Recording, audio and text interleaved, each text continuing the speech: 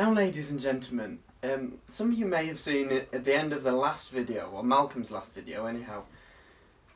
I was ridiculed somewhat. Some might even say bullied. I was mocked. My being was, I feel, attacked. And it was all about pots and about how they should be sorted. Now, in the video, Malcolm suggested I'd ask Lisa to sort them according to holes. That's just ridiculous. That's fake news. I hadn't asked Lisa to sort them by holes. I'd asked Lisa to sort them by hrim. And no, Lisa probably won't respond, but do you want to know what's, what these two stacks here have in common, Lisa? This one's sorted, this one's not. There is both 29 pots there. Now you see the difference there, Lisa. You see the amount of space that is saved. Then if I just add these few here, you end up with a stack the same size. Now this stack here suddenly goes to being 42 pots. Okay? 29, 42. That's almost half as much again.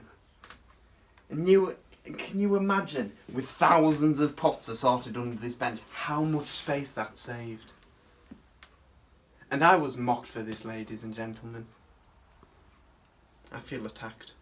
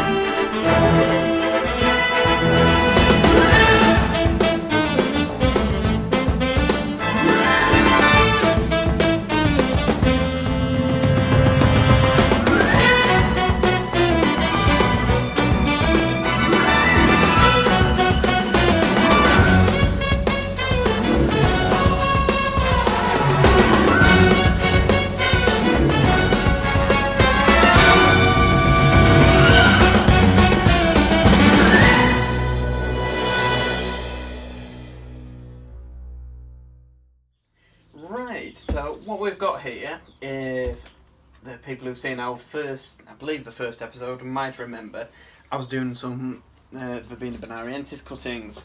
So a month on, this is what we're looking at. You can see they're quite straightforward, they've done quite well. You can see plenty of roots out the bottom there, so it's now time for separating them out. So nothing very technical about it. You can see, because obviously you'll see when I get these knocked out that the nodes where the roots have come from were quite low in the pot. That's why they're just more or less all at the bottom. So if I loosen these up somewhat, don't need to be very gentle with these, is the beauty of them. There we go. I get a few of them lined out. See there, all these nice fresh roots coming from where we stripped that bottom set of leaves. Look at that, real straightforward. And what I would do with these ahead of potting them, I actually did some of these a week or so ago just to see if there was any benefit. You can see I snipped the tops out, so you can see where these ones are breaking from. And then I'm going to do the same as these. Now, I think I said last time that some people, the bonariensis, some people just treat it as an annual. So if you were going to treat it as an annual, there would be absolute no point really in topping these out. You might as well take these cuttings, stick them in, let them do the thing. But because we want these to be our plants for next year, we want to give them the best chance to get through the winter. Just going to snip all of these extra bits of growth off just to encourage it to break from here, and rather than putting all its energy into the top part and trying to flower, it'll put its energy into the roots of it. I've got all these here, just do the same thing, and it's as straightforward. Put a little bit at the bottom because obviously to give these a bit of strength, I don't want these up here. I'm going to stick them quite low in these pots still.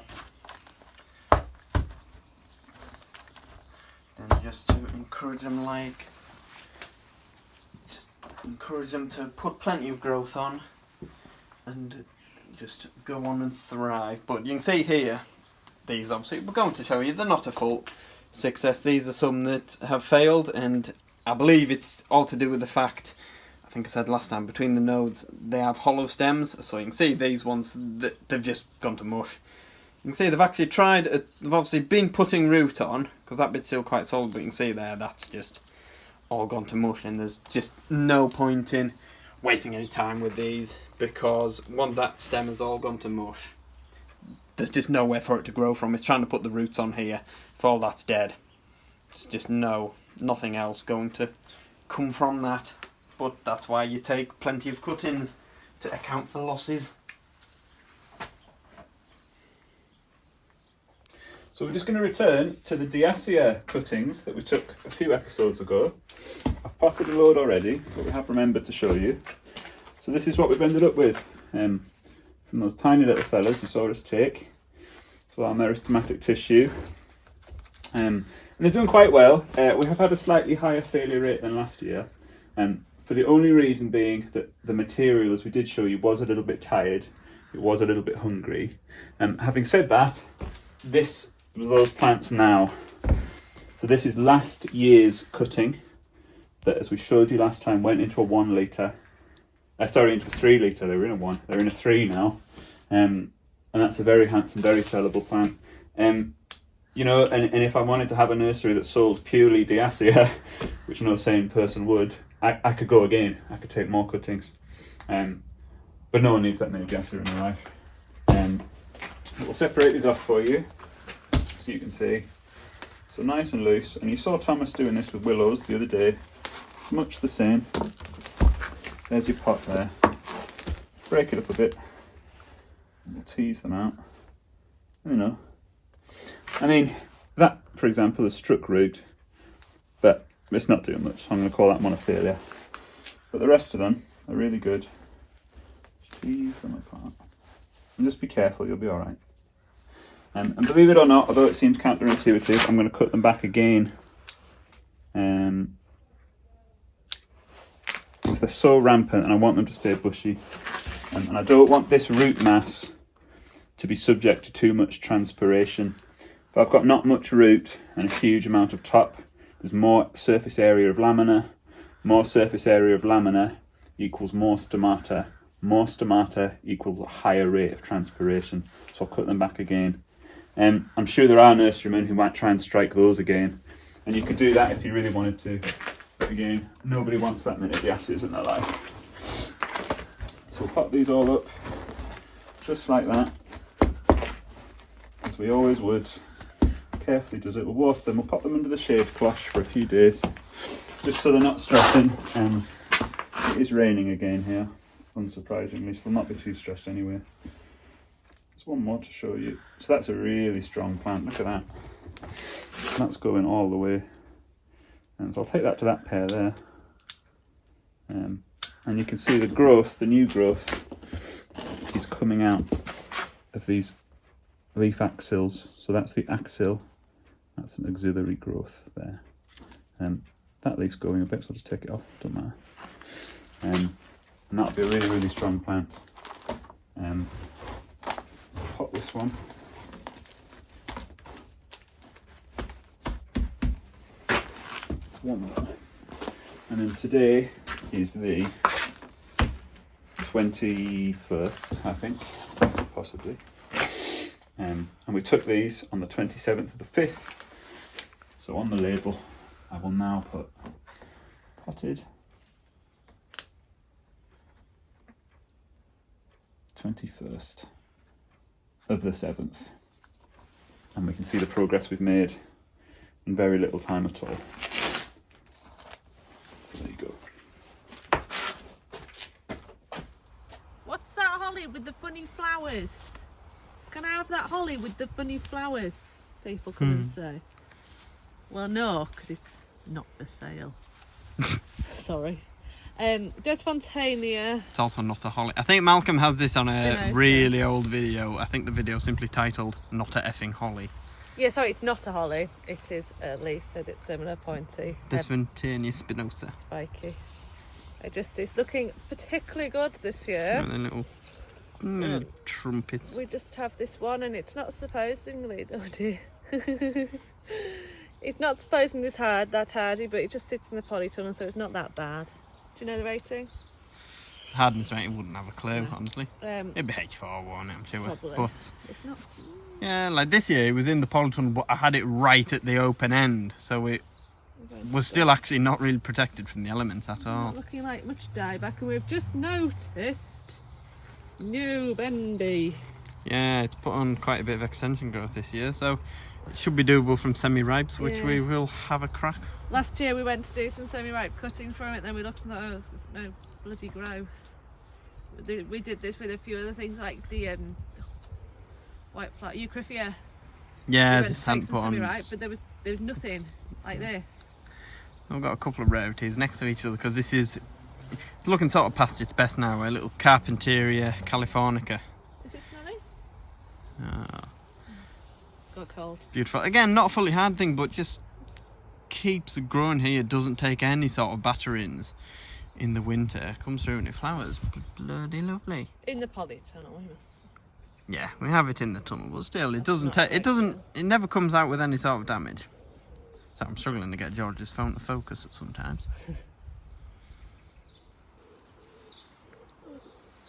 We often get asked about this. It's a bee just landed that one over there. Cephalaria gigantica, sometimes called giant scabious. Can you see that lovely little, very blendable colour? The bees are all around, but they don't want to just be near us. No, I've got a couple on here. Bees love them, don't they? Gets this tall, very tall, but airy, so which is always handy. Then these seed heads actually last quite well, and if it's a dry autumn with all seed heads, you'll get them well into the frost. If it's wet, they'll just rot and go mushy. So it depends, but it's a lovely thing. It's very easy. Grows Drawbacks, almost anywhere. it seeds everywhere. It's a big taproot thing. Yeah, it does get. Yeah, you have to right place because like that's one clump, so it's about 6 foot across itself. But if you have the right spot, it's a beautiful thing at the Come to back recognise because, it like I say, coming. in terms of height wise, it's not too imposing, is it? No, you can see through it. But which is yeah, you nice. can see here in this border, like these two clumps on the right there are just ones that seeded themselves. Yeah, But flippy flopped a bit. We've had wind and rain. yeah, it's a Perfect beautiful combination. thing. Like I say, bees love it. It gives a bit of airy height. And to us, a lot more reliable than the real scabious, because we can struggle with the real scabious. Yeah, they often winter's often too wet for true scabious, but that fella grows whatever happens.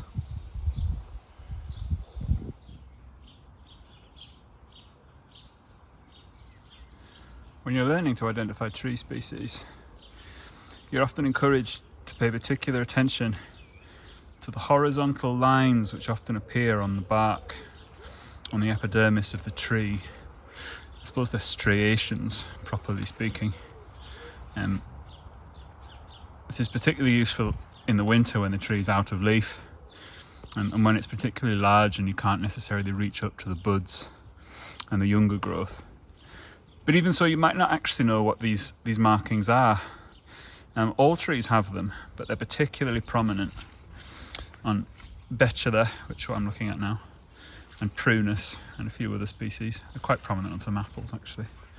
But what they are is pores in the bark, which is otherwise impermeable, it's the epidermis, that allow for the gaseous exchange between the tree and the atmosphere. So that'll be carbon dioxide and oxygen and moisture. So they're literally how the tree breathes. Without them, the bark would otherwise be impermeable.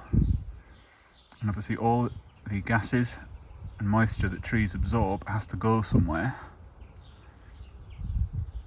It can't stay in there forever. And a lot of it is obviously lost or given off via transpiration, which is the process by which moisture and gases flow up through the tree and leave via the leaves, the leaf ducts called stomata, which are on the underside of the leaf.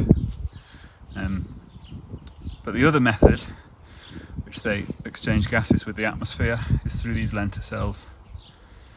It's literally how the tree breathes. It comes from the Latin word for lens, due to its lenticular shape, and then also the modern Latin lenticella, which means window. So you could think of them as windows to the outside world for the tree, I suppose. But it's just a nice botanical bit of anatomy to know. It makes your life a tiny bit richer.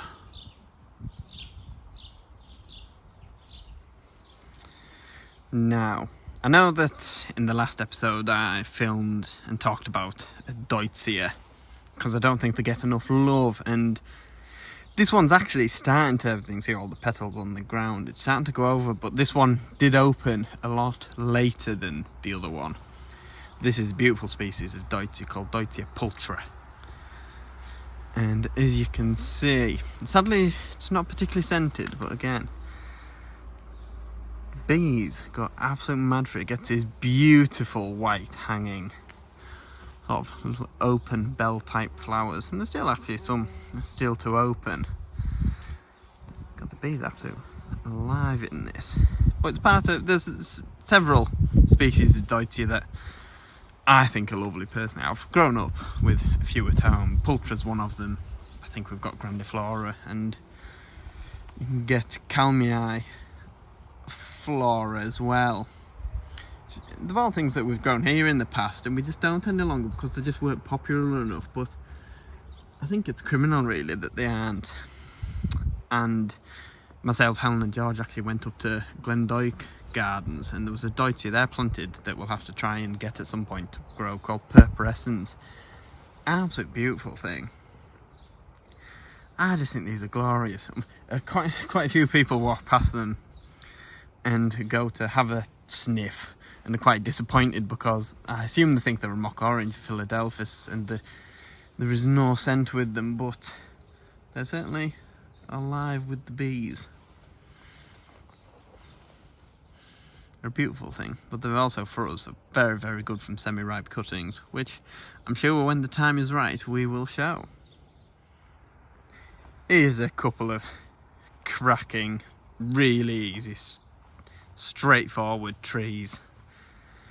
These are both, the golden one and variegated, are both forms of Acer negundo, sometimes called box alder, not to be confused with elderly box. That's something very different. But in the back there we've got Kelly's Gold, quite self-explanatory, and here in the front we've got Flamingo, clearly named because of this beautiful pink colour that it has to the new growth. Matures to a more straightforward variegation, loses that pinkness, but as it's in growth it gives this beautiful effect. And they're a great tree, they're really tough and you can prune them very hard as well. They're very, very suitable for a pollarded tree. And they actually, if you don't pollard them, they get beautiful flowers in the spring. Big sort of little hanging tassels. They're quite a fantastic thing. I know this is, I think these are two very good options because I think in Malcolm's, one of his previous videos, he showed a couple of other variegated maples, Pulverulentum and Campestri Festival, which again are quite exquisite trees but are a bit harder to get a hold of than, say, Flamingo. And this is, it's just a cracking little tree, that is. Beautiful. So Lisa has just been pricking out these seedlings. This is Lethyrus vernus, which I've seen before. It's a member of the Fabiaceae, which is the pea family. But we thought super quick we'd just give you a quick tour of the anatomy of a seedling, because it's really fun and not something everybody knows. So you have your seed, which is this guy here, obviously. And of a seedling, you have the radical, which is the first root that goes down. So as the seedling comes in, the radical comes out and it turns the seed the right way. So it, you know, seeds don't always go the way you want them to in nature. Radical comes down, then you have the primary root and the secondary roots. And above the seedling, the seed, you have the seedling stem. That's the plumule, which comprises of the hypercotyl, which is the section of stem between the seedling and the cotyledon, which is the seedling leaf. This is a eudicotyledon, so it has two seedling leaves as opposed to a monocotyledon, which only have one cotyledon. The second half of the plumule is the epicotyl, which is the section of stem between the cotyledon and the true leaves, where you have the primary leaf, which is this one here, and then the terminal bud, which is down in here. So one more time, you have seedling, radical goes down, plumule goes up, cotyledons, true leaves, hypercotyl, epicotyl. And now George is going to show us his vegetables. Hello Thomas, hello Plantsmans Corner. So we're back in the field trial area today. We haven't been in here for a while, for which we apologise. I think you saw Lizzie popping some tomatoes up. We have finally had some heat at Eggleston. It's not been where you'd want it, but it has finally arrived a little bit. And stuff in here, in the tunnel, where it gets full sun and it gets hellish warm in here, is finally starting to move. Frankly, in a normal summer, this is where I would expect the outside crops to be. That gives you an idea of how far behind we are this year. Cold climate crops, you'll see in the pottage later, are doing really, really well, stuff like the brassicas. Anything which needs heat, like the tomatoes, the cucumbers, the squashes, you know, some of the legumes are really, really struggling outside. But we are getting there inside. The courgettes are beginning to set courgettes here. There's a little fella coming at the back, behind the flower, so that's where the ovary was, and the fruit's fattening. We did have a bit of online negativity about the idea of a climbing courgette, which people said didn't exist. To reiterate, I did work at quite a high level in food, and courgettes do climb when trained. To my enormous annoyance, they're not doing it because it's not been warm enough, but you can see how that's beginning to set a stem. And what you would do, just like you would with a squash, you would tie it up here and it would continue to come up the line. You'd have to keep tying it in. It doesn't mean they're self-climbing, but they do climb, okay? So fuck you.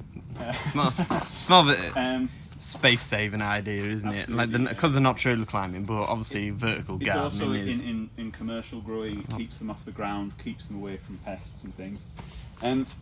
But you can see here the squashes and pumpkins are getting massive. Look at this guy. So this one is tendriling, and we're just discussing, Thomas and I, whether we should tie this up because it's getting monstrous. But you can see it is setting squashes. Some of these will not take, they'll set and then they'll drop off. Squashes have a habit of doing that. Don't worry, that's normal, it's just what they do. But you can see we're filling up this space really well. So this guy's going to have to do something because he's romping away. He's coming over the path. Not going to be long before someone trods over the head of him. Death by pumpkin. Tomatoes in the grow bags. Obviously, you'll remember from a previous episode my feelings on the grow bags. No, you were very neutral towards them, I was George. very I neutral. think. I think part of my you were very commitment to BBC Ethics. You know, look, they are growing. Thomas was just saying with me that they look hungry and they look sticky, but saying that, they are set in good trusses. You can see this is a variety called Blue Bayou that I've grown before and is really good, but it produces this blue tomato. You can just see that there beginning to set. So it flowers and then it sets behind. That's the the fruiting organ, with all the seeds in there. It's very, very good tomato. But it is cool. It ends up looking a bit like a blueberry. I mean, it does look really blue, or a really, really bad bruise. Yeah, just a bruised and mouldy tomato. This year that might be the case. But yeah, so these lads are going along. All I would say, as we were just chatting about it a second ago, to go back to what we said when we first had the grow bags, can you imagine what 3 tomatoes in here? Yeah, they would suggest look like? growing 3 in them, and they're just these ones. They're already looking hungry, and obviously we know you have to feed tomatoes, but they've been in here how long? You shouldn't be feeding them yet. If I got these dated, a while. I mean, it was May, I think. Like you shouldn't need to feed them in, early July. June. But even then, look at these 2 that are just in pot waste. That's our compost from plants that didn't make it the winter, just taken out. That's why it's so weedy. But look at this. Look at this. Strength on them. And Now, I mean, are you going to explain, George, why? Because obviously a lot of people take off the side shoots of the tomatoes. People For always, why do you not, sir? well, I do a bit of both. You can grow them as a cordon or as a bush. A cordon, you would continue taking the shoots off and have a big tall thing, with trusses all the way up, but no side branches. Yeah, so what I mean, like here with that one, you take that side shoot off there and leave it. Yeah. Like, that's a That proper is bushy really one. popular in commercial growing, because what it does is it gives you a reliable crop of a consistent size, usually quite large, of tomatoes. However, the other way to grow them would be as a bush, where you don't do anything, you just let them run, and that produces a lot of leaf. So the plants, Bless me. so the plant's putting its energy into leaf, not fruit. So you generally will get a good yield, but of small tomatoes, and it's not considered efficient in commercial growing.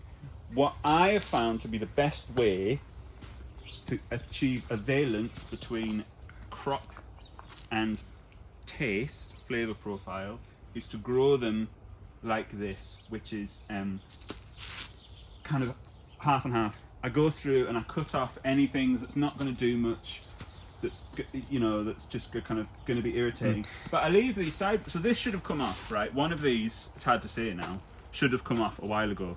But they are all setting trusses. They're all setting tomatoes. Yeah, it's a bit like you grow them in a bush way, but you still thin them, so you still get strong. That's a really good way of describing it. And what that gives me is tomatoes that are smaller, but are much more flavoursome. Commercial, big scale, big ag commercial growing is about aesthetic consistency and volume. That's why they grow them hydroponically. They pump them full of chemicals and water to make them grow. That will not produce a good flavour profile.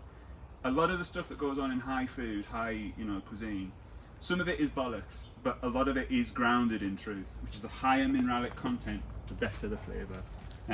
So that's the way we're growing them. So if we do have grumpy old allotment men coming in and saying you're doing it wrong, to reiterate, we're not doing it wrong. And it does work. I've done it by just leaving them and then going, oh shit, and going back to them, and it is effective. So something for you to try at home and just have a go. These are the beefsteaks. Honestly, I expected these to be the worst in the grow bags because they should be hungrier, but they're actually doing quite well, and you can see the beefsteak beginning to develop. It's not a thing of beauty. It has a touch of the baboon's arse about it, but you know how they're ridged and beautiful, and that should be a lovely tomato. It's not got very successful trusses. It's only got a couple on each one, but obviously it's going to produce a great fat lump, which is really good for making like passata. These lads in here, so these are in the grow bags. I think I said previously these are like our control. Yeah, these are in. You can see the difference there. That's our compost, the stuff we use on the nursery that we grow plants in. It's good stuff compared to. I mean, the difference is stark, isn't it? Really Obviously, is. we just grew them like this because this ends up being, slightly. It was an experiment, really, but also we knew they would be best in this way, but it's also like a cost-effective way. I mean, in a hot year, and if I'd got them in earlier, and if we had a hot summer, these would easily be up here. Which gives you a real idea of just how cool it has been. I'll show where your hand is. That's more helpful for people. I should have given you a warning. Camera left, hand up. So yeah, they're going. We are watering them. They're curling a bit, but tomato leaves tend to do that. I probably will come and thin this one today. So I'd take that one there, because that's not going to set a truss. I'm not bothered. So that one will come out. That one will come out. But you can see, here's a good example. That's a pissy little side branch, but look at the truss I'm going to get off that. If I'd taken that as soon as it was coming, I'd lose that. So it's just about balancing and learning the plants. We say this a lot with the veg growing these days, but just try and take all the old methods with a bit of a pinch of salt, okay? Because it's not 100%. Even the cucumbers are starting to move in here. Ish. Yeah, one variety has done a lot better than the other. Yeah, the gherkins, the pickling one is romping. I say that. In a normal year, that would be bad. This year, that's amazing. The market more... I did have one setting somewhere.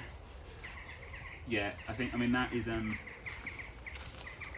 that's not the best cucumber I've ever seen. It's not even a cornichon, for those of you who are into cuisine. So they're going... These are Busy Lizzie's done these, and you know, these are in her experiments. I said these plants were really far behind, and it was, you know, they weren't going to do much. To be honest, in her manure mix, these are keeping pace with the tomatoes in the grow bags, which have had about 6 weeks. Yeah, so these ones here are in the just topsoil and horse shit. And they're absolutely And these ones are in topsoil and leaf mould. Unfortunately, one of them, the top snapped, so he's been set back a bit, but that'll be good. they're actually doing as well as the grow bags. I would say they're better because they're ahead. I think, You know, moral of the story, I mean, we can't really say yet until like we've concluded the tomatoes, but I think if you're wanting to do it in a cost-effective way, don't bother with grow bags. Soil and shit. Yeah. Conclusion so far, Lizzie 1, George 0. Which is the way it should be. But yeah, they're romping away and they're really impressive. So that is interesting because I wasn't expecting that. But that's where we're at in here, and we will keep coming back to you. I should say though, you know, a lot of the proof is going to be in the fruiting and what the flavour's like. Because if the flavour's no better than what you buy, what's the point of growing them? You know.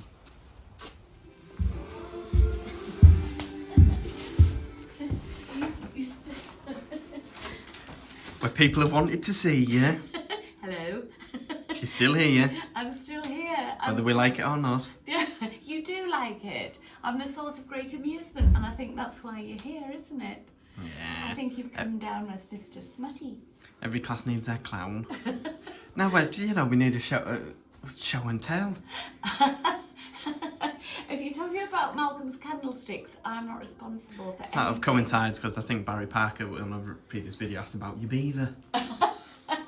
That beaver, it hasn't been sighted for quite a while. Is Malcolm, for a lot of people who'll know, Malcolm does a lot of woodwork, making various implements and questionable things. But this is perhaps, he's outdone himself here, hasn't he? It's very embarrassing. Oh, I'm in the shadow. You see these candlesticks? Oh, well and good.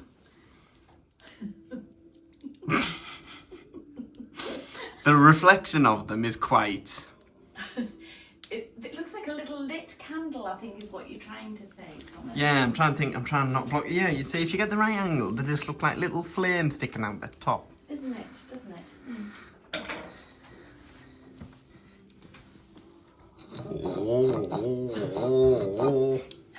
I'm trying to run a business here, Thomas. You might as well also show them the mushroom that Malcolm made, and he expects me to sell as a mushroom. Try focus on it. Might not focus, haven't got like the right sort of lens.